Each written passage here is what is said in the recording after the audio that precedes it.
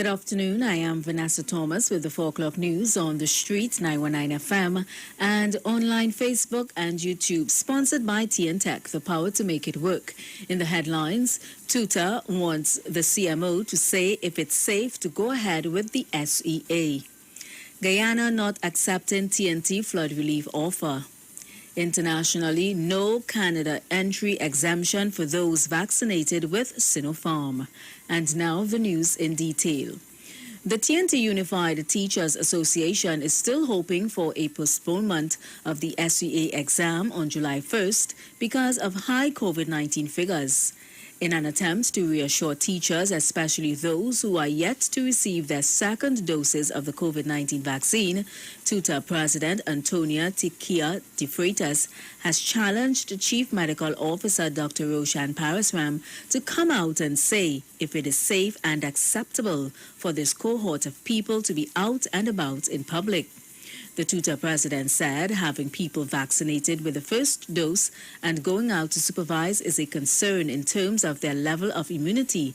And if there are children who are asymptomatic and coming in, it is a major health and safety concern. For the weekend beginning Friday, June 25th, today, and ending Sunday, June 27th, the curfew will begin at 7 p.m. and end at 5 a.m. The curfew hours were reiterated by the Office of the Attorney General and Legal Affairs. These hours will reflect the curfew initially imposed instead of the 10 a.m. to 5 a.m. curfew that was set last weekend and on June 3rd. If COVID-19 numbers are in a favorable state, this may also be the last weekend with a curfew. Trinidad and Tobago is likely to hear more on COVID-19 measures for the next few weeks this Saturday when the Prime Minister gives his usual Saturday update. Guyana has refused to accept the large consignment of items offered by TNT to help with flood relief efforts in that country. According to reports, TNT government officials had put together the items in accordance with Guyana's request through the CARICOM Secretariat.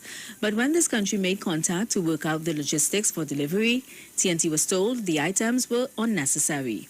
A letter signed by Guyanese Minister of Foreign Affairs and International Cooperation Hugh Hilton Todd, dated June 18th, directed to his counterpart in TNT, which stated that they needed pumps to remove excess water, but nothing else on the consignment list they provided to CARICOM.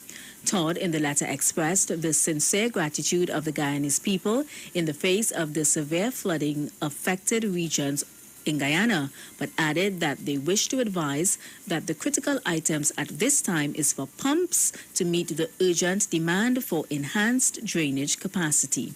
Finally, on the international scene, people vaccinated with the Sinopharm vaccine will not be allowed entry into Canada via loosened entry measures announced by the country. Canadian authorities have indicated that those fully vaccinated with recognized doses will not be subject to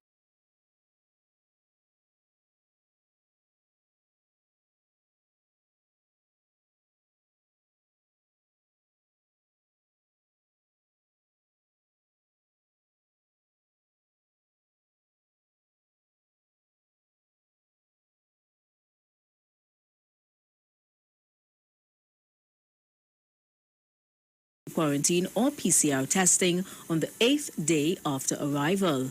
According to the Canadian Public Health Agency, the approved vaccines are Pfizer, Moderna, Oxford, AstraZeneca, and Johnson & Johnson's Janssen. The list of vaccines not approved under the fully vaccinated policy include Covaxin, Sputnik V, Sinopharm, and Sinovac. The new policy takes effect from July 6th.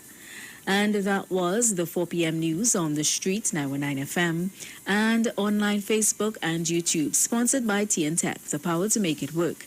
Recapping the headlines, Tutor wants the CMO to say if it's safe to go on with the SEA. Guyana not accepting TNT flood relief offer. And internationally, no Canada entry exemption for those vaccinated with Sinopharm. Stay tuned to the Street 919 FM. I am Vanessa Thomas. Do enjoy your afternoon and your weekend and stay safe. Aisha Wells, she's up next.